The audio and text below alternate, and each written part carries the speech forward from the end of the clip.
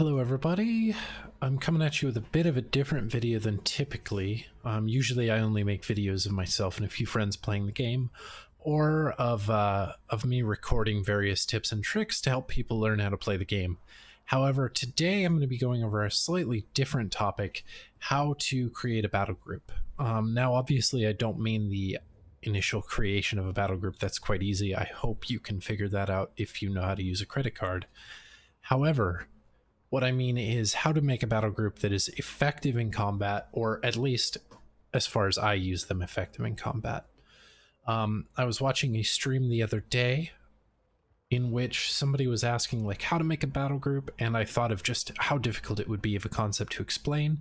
But let's see if I can give it my best bet, or my best attempt rather. Let's see what division to go with. So for the purposes of this video, I'm going to be using one of the DLC battle groups. However, this should still apply to most any of them. Let me pick a different one though, because that one's slightly more specialized. Let's go with one of the standard ones. We're going to use 5th Panzer, one of the ones that launched with the game, so anyone that owns the game should be able to make a 5th Panzer deck. Now, one of the first things that you want to look at when you're making a battle group is the income. If you are brand new to Steel Division 2, my recommendation goes towards sticking with this balanced deployment type before really branching out and trying these other ones. Another strong shout out could be for V for Victory, but that does lend itself to having a very rough Phase B for those that don't understand how the income system works. Basically, the way these are going to work is you get 100 points every minute in Phase A, 140 points every minute in Phase B, and 170 points every minute in Phase C.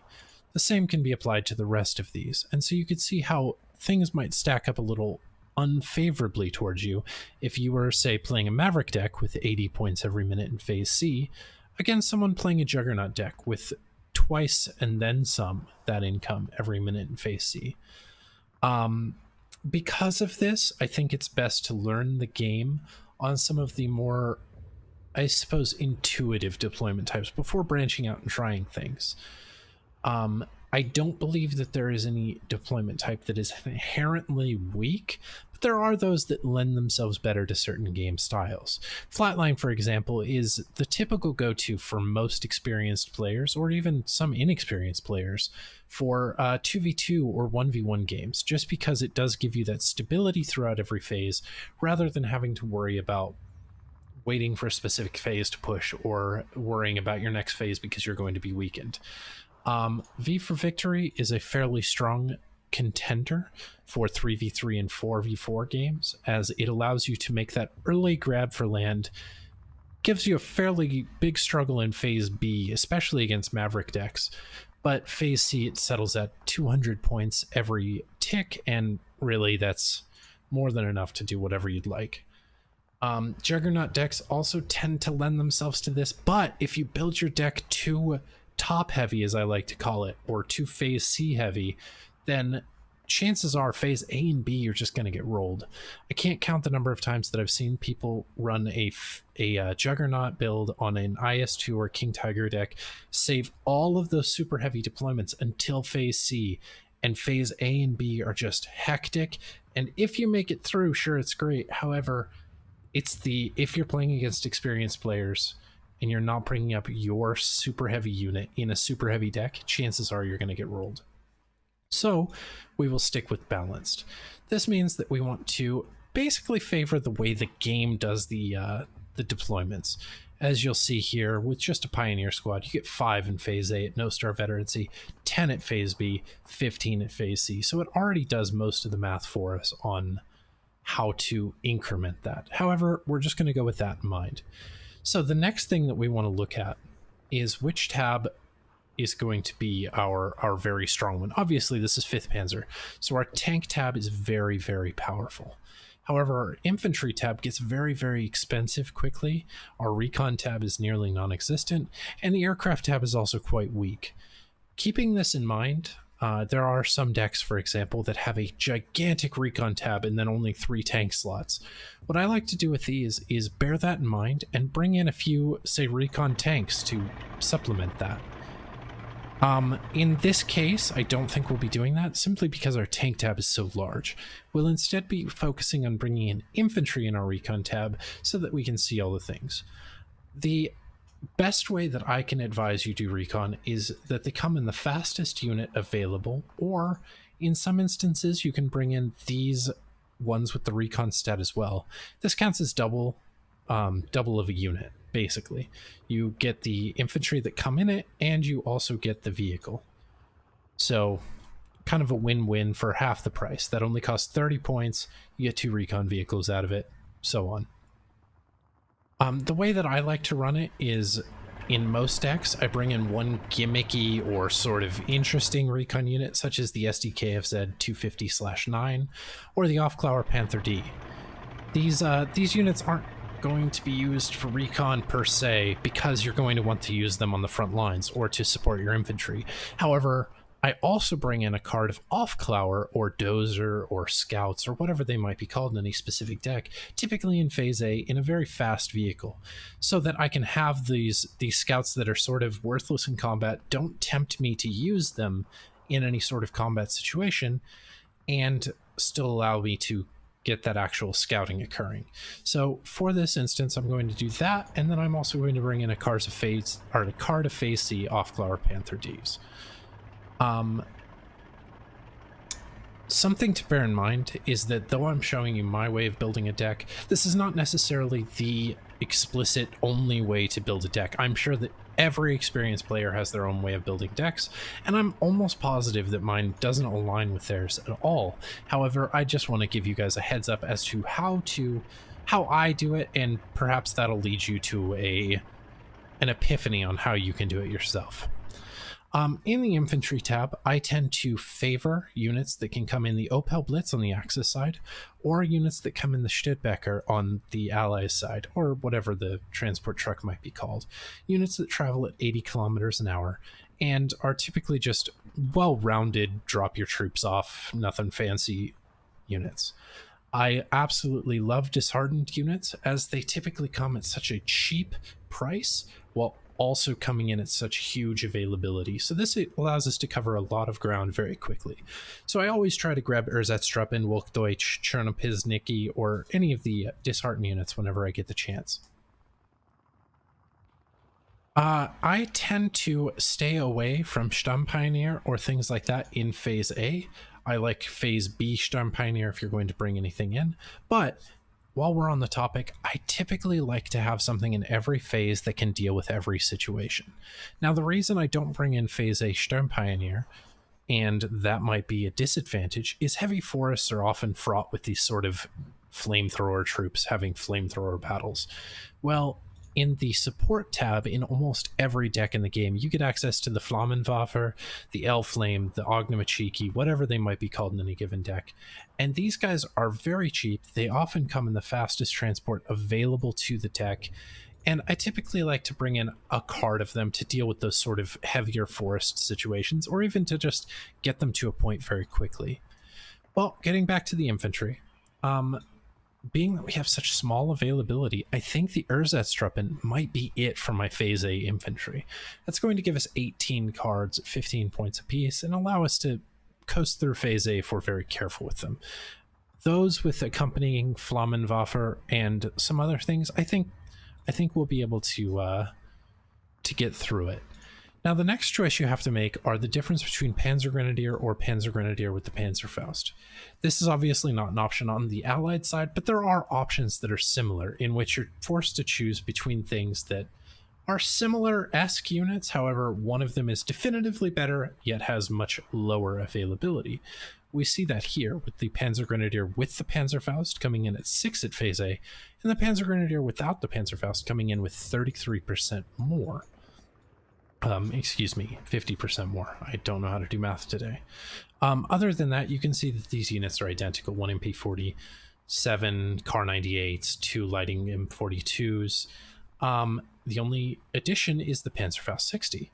Now, what I tend to do is I favor my infantry to sort of not just fight infantry. It's difficult to explain. But in the instance of this, I'm going to bring in one card of Phase B and one card of Phase C Panzer Grenadier. A case could be made for bringing them in at veterancy. However, being that this is a panzer division and not an infantry division, I tend to lean more on the side of my infantry is just meat to go in front of my tanks, if that makes any sense. I also like to have the Führers, especially in the Axis side, as Axis Führers have radios. Radios will help you zero in that artillery. These guys also have a smoke grenade that'll help them hide from those heavy tanks that are passing by and whatnot. You could also bring in these guys here, almost as much phase availability, but instead of a smoke grenade, a Panzerfaust. But in this instance, I'm going to favor availability rather than usability. Lastly, I want a card of either Phase B Pioneer or Sturm Pioneer. I prefer the Pioneer personally, though it's not like the Sturm Pioneer are weak by any means. Getting to the end of the infantry tab, we have 3 and a 4 slot card, so we could potentially come back later. However, I don't like spending that much, and we have about 76 units of infantry, which for an armored deck is actually quite a few. Next, we have the tank tab. Now, something that you're going to notice right away is that my biases do not align with everybody's biases. Some people look at this tank tab and the immediate thing they see is the Tiger E. Some people look at it and they're like, how do I get all 4 cards of those Panther Gs into my deck as well as the Panther G Führer? However, I do not love the Panther. I like the Panther, it's a great unit. However, for the purposes of this deck, I'm going to be bringing in something to the effect, boom, let me build it and then I will explain myself.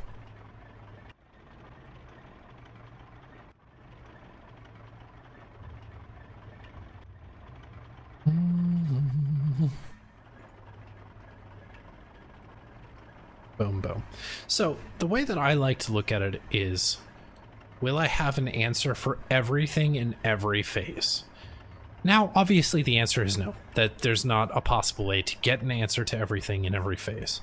However, I find that delaying our Panther Gs, the unit that we're going to be using for the most part to take down IS-2s and the like, because of its high penetration and also rather high front armor, while maintaining a gigantic accuracy, we're going to want to save that until the most IS-2s are available to hit, because this is when people are most prone to make mistakes.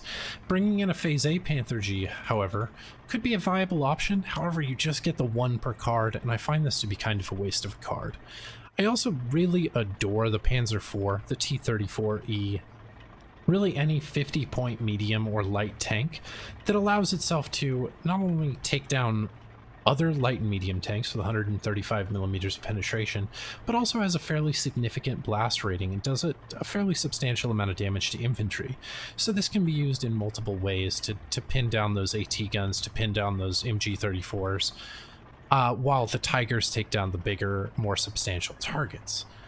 I, for one, as a human being, am in love with the Tiger. I think that the Tiger is the best unit in this game, per point. The Tiger performs admirably everywhere it goes. It'll deflect shots that you don't think it should, and it will fire hellishly accurate for a 46%. So I adore this unit. Past that, I've just brought in things in every phase to kind of mirror that idea. I have a Phase A leader and a Phase B leader to capitalize on the fact that I'm bringing in most of my tanks at 1-star veterancy to bring them up to that 3 or 2-star veterancy, depending on who's around. Over in the support tab, what you want to look at first before going into the support tab, in my experience, is the artillery tab. How much of this is going to be something you're going to use? For me, I don't use a tremendous amount of artillery. I might bring in a Phase A mortar, some Phase B off map, and maybe some Phase C long-range howitzers. So for this deck, I would go with maybe 4 in Phase B of the supply trucks, and that should be plenty. However, if you're feeling up to it and you use artillery more than the standard person, you might consider a Phase C card as well. There's no shame in it. Artillery is a part of this game as much as the next. Just make sure you're not relying on it too much. The next thing I want to look at is a commander. I love my Phase A commanders. I adore Phase A commanders. In fact, in this deck, in every iteration I've ever made, I also bring in the Bef Tiger because, as I earlier said, I worship the Tiger, and this is just another opportunity to get a Tiger. However, for the purposes of this one, let's make a more balanced division. So we also want in Phase A way to back up this Ersatztruppen, because they're going to be the majority of our frontline infantry. And the Ersatztruppen don't have a lot in the way of long-ranged or mid-ranged firepower, just 8 Kar 98s, and they're not devilishly great with them, let's say. So in this instance, we'll want to bring in some MG42s. When looking at a unit, check how much veterancy you lose, or excuse me, how many availability you lose based on the veterancy you go up. In some instances, you don't lose any availability by going up in veterancy, especially in Phase A. For example, the Sturmtiger in the Fallschirmjäger Hermann Göring division, if you go from 0 stars to 1 star in Phase A, you still only get the 1. However, you get a 1-star Sturmtiger instead of a no-star Sturmtiger. So always check that, no matter what. In this instance, I think 4 1-star is going to be more than enough. And you know what? I like that transport. Something that's just occurred to me is these Panzer Grenadier in this deck can come in the SDKFZ 251 TAC 1 with the MG 30 or 42, excuse me. This is a great option if you're into that sort of thing, and I would even recommend it in most cases. So we are going to drop this guy and we're going to do him in there. This will allow us to get this extra little bit of a unit with the MG 42 to sort of add that support to these guys if they're ever advancing on a city from the outside or on, say, a forest in light cover. So going back to our support tab, we now have some Flammenwaffe, we have the SMG-42 Commander, and we have our supply trucks. We could go further and pick up the Grilly. I love the Grilly personally, and it could take the place of this SMG-42. So that's really up to you, your playstyle, how you like to use it. I prefer the SMG-42 as they tend to be a little bit sturdier than the Grilly. That's kind of this gigantic open-topped vehicle that's in the middle of a battlefield, typically ridden with Shermans. So for this instance, let's just stick with the other one. Now we come to AT. The first thing that I always love to look at is where are my Panzerrückung? Where are my PTRD teams? Where are my fast-moving, kill all the enemy tanks units? So in this instance, we have Panzerrückung. They come in a 6-man squad versus the Panzerschreck, who come in a 2-man squad. Now, why is this good for me? Well, it's simple. These guys will survive a shot from an IS-2. These guys will not.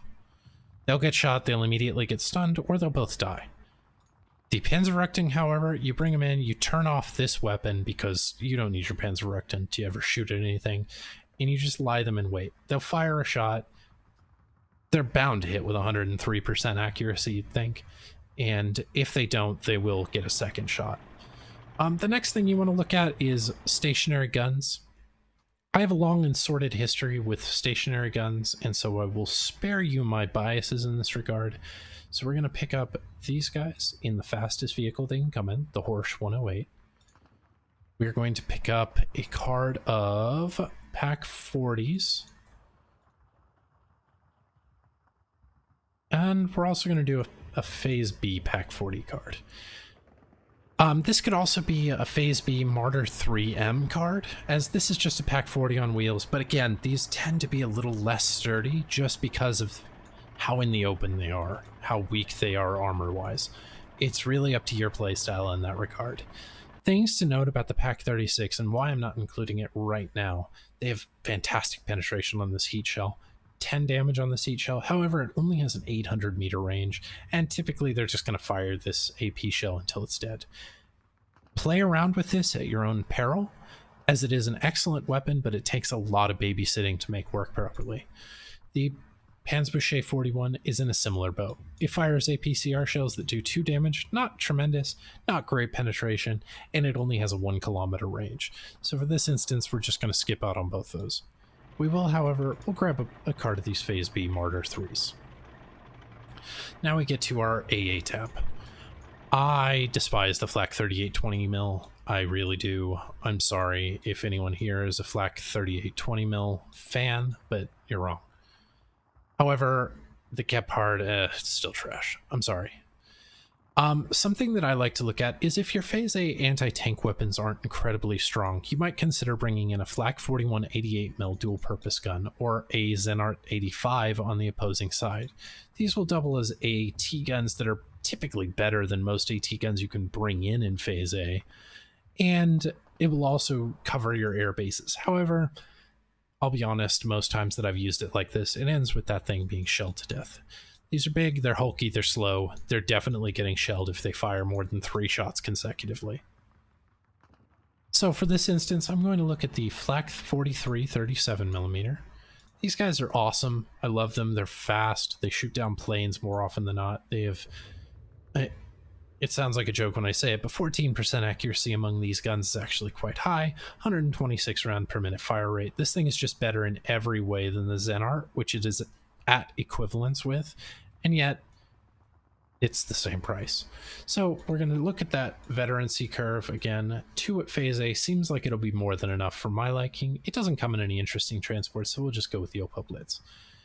I will then bring in some in Phase C also, because I really love the Flak 43. Our next thing is, because we're not going to be bringing in a tremendous amount of artillery, your dual-purpose AA guns, if you choose to, can come in the multi-air munitions or some sort of supply truck. These give you a free 10,000 supplies for 20 points. Yeah, I know, free, but still. It is almost always worthwhile bringing these in, as you can just drag these supply trucks up to the front, drop off your gun, and then drive them back to your mortars, drive them to your tanks to fix them up, whatever you need to do. So it serves double purposes. Then we're going to grab some of these flak lungs. That's going to give us a fairly balanced AA tab. The flak lungs so that we can keep up with the armored pushes that we're doing with these half tracks and the 88s to kind of stun things later on in the game. Now I'm starting to fill up, but I'm not worried. Now, we already said we wanted to bring in some Phase C of these so that we can make use of those munition trucks once more. Heavy artillery all come in those. Well, for the most part, they come in those. We wanted a Phase B off-map vehicle, and we have our Phase A mortars. Huge shout out to Battery Fuhrer, especially in infantry decks. You can bring these guys in typically any phase, and they'll act as commanders with a radio, and they're typically fairly decent units. 9 Car 98s is in no way terrible for a commander. 10 health is really going to help you survive multiple shells in a row and whatnot. Then we're going to come over to our air tab. Now, I know I'm doing this a little bit faster. I've done this 1,000 times already, but just bear with me here.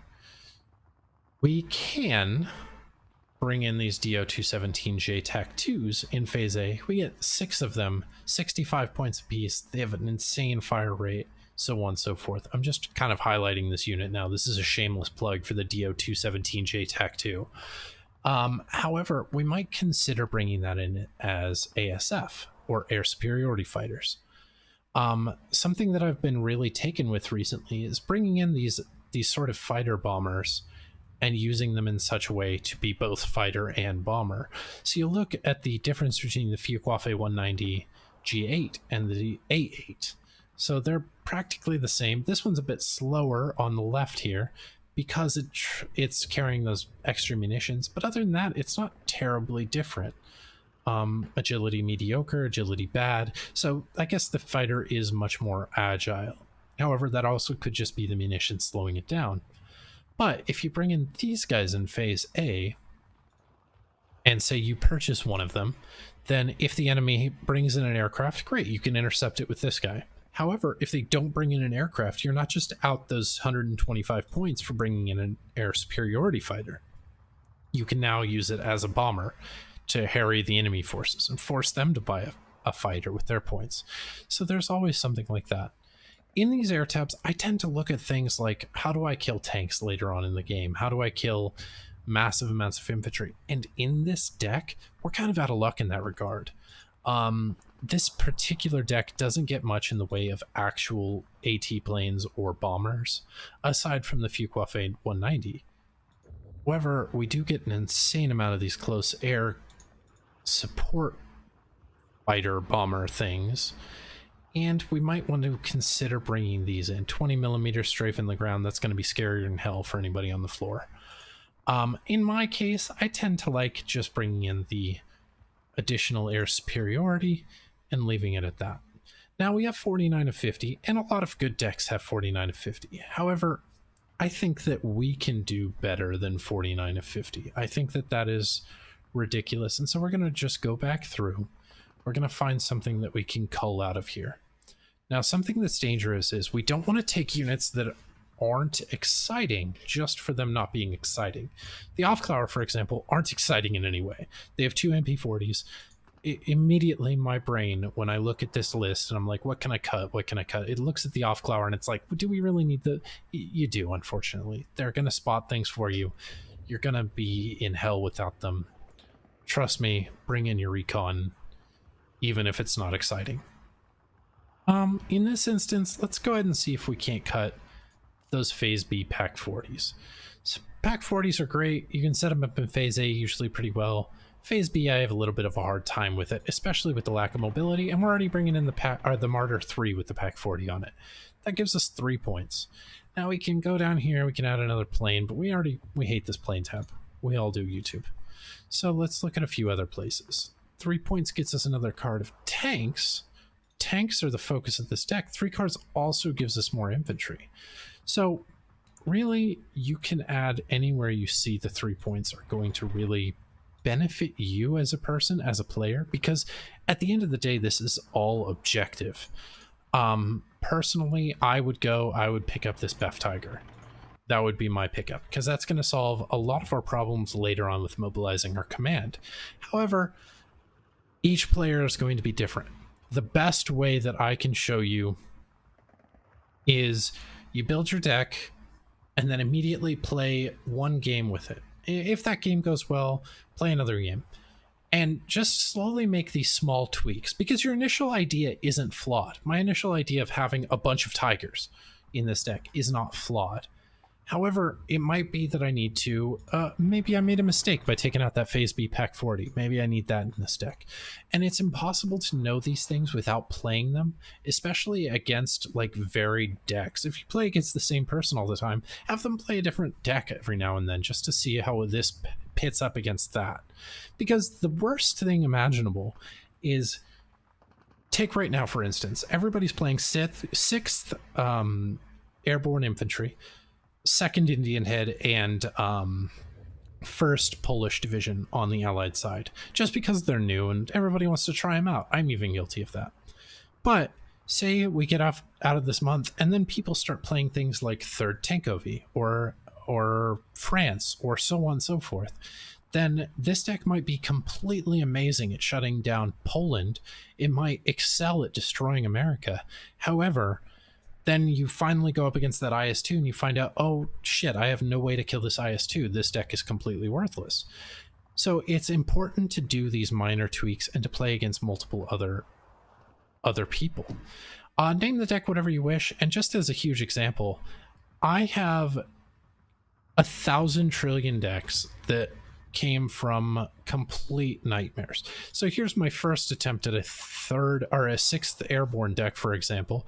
It's a flatline. It's got a whole bunch of crap. I don't even remember what I didn't like about this deck. However, this is my new British division, and you'll see it looks completely different. So this is just over the course of me playing it a few times and just making those adjustments as I see fit, raising veterancy here because maybe I didn't use all of these units the last time and I wanted them to be more effective instead of as many. So just make those adjustments and see what you can get done. Either way, I hope that you've learned something. I hope that my creating of this 5th Panzer Division has helped somebody along the way. And more than anything, I hope that this recorded the entire time through without making any mistakes. Thanks for watching and have an excellent day.